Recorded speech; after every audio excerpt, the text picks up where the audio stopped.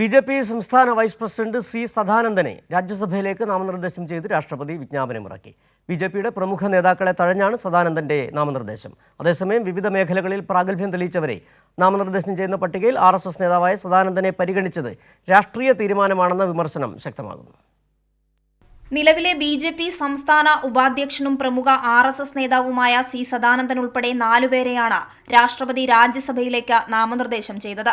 അഭിഭാഷകനായ ഉജ്വൽ നിഗം, മുൻ വിദേശകാര്യമന്ത്രി ഹർഷവർദ്ധൻ ശൃംഗ്ല, ചരിത്രകാരി മീനാക്ഷി ജെയിൻ എന്നിവരാണ് പട്ടികയിലുള്ളത്. വിവിധ മേഖലകളിൽ പ്രാഗൽഭ്യം തെളിയിച്ചവരെയും രാജ്യത്തിന് നൽകിയ സംഭാവനകളും പരിഗണിച്ചാണ് സാധാരണ നിലയിൽ രാഷ്ട്രപതി നാമനിർദ്ദേശം ചെയ്യാറുള്ളത്. എന്നാൽ RSSകാരനെ നാമനിർദ്ദേശം ചെയ്തത് രാഷ്ട്രീയ തീരുമാനമാണെന്ന ആക്ഷേപം ഉയരുന്നു. രാഷ്ട്രീയ സംഘർഷത്തിൽ പരുക്കേറ്റതാണ് മാനദണ്ഡമെന്നാണ് ദേശീയ നേതൃത്വത്തിന്റെ കണ്ടെത്തൽ. കെ സുരേന്ദ്രൻ, വി മുരളീധരൻ ഉൾപ്പെടെയുള്ള പ്രമുഖ നേതാക്കളെ തഴഞ്ഞുള്ള തീരുമാനത്തിൽ സംസ്ഥാന നേതൃത്വത്തിലും അതൃപ്തി പുകയുന്നു. സംസ്ഥാന പുനഃസംഘടനയിലടക്കം ഇവരെ തഴഞ്ഞെന്ന ആക്ഷേപം നിലനിൽക്കെയാണ് ഇക്കഴിഞ്ഞ ദിവസം ഉപാധ്യക്ഷനായി സ്ഥാനമേറ്റ സി സദാനന്ദനെ രാജ്യസഭയിലേക്ക് നാമനിർദ്ദേശം ചെയ്യുന്നത്. അതേസമയം പദവിയെക്കുറിച്ച് പ്രധാനമന്ത്രി നേരത്തെ സൂചന നൽകിയിരുന്നതായി സി സദാനന്ദൻ പറഞ്ഞു. കേരളത്തിനുള്ള അംഗീകാരമാണ്. പാർട്ടി എന്നും കരുതലോടെ തന്നെയാണ് കേരളത്തെ കണ്ടിരുന്നത്.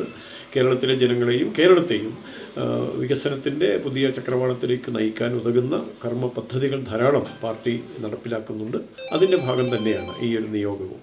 കണ്ണൂർ ജില്ലയിലെ മട്ടന്നൂർ സ്വദേശിയായ സദാനന്ദന്റെ രാഷ്ട്രീയ പ്രവർത്തന മേഖല കൂത്തുപറമ്പായിരുന്നു. കൈരളി ന്യൂസ്, ദില്ലി.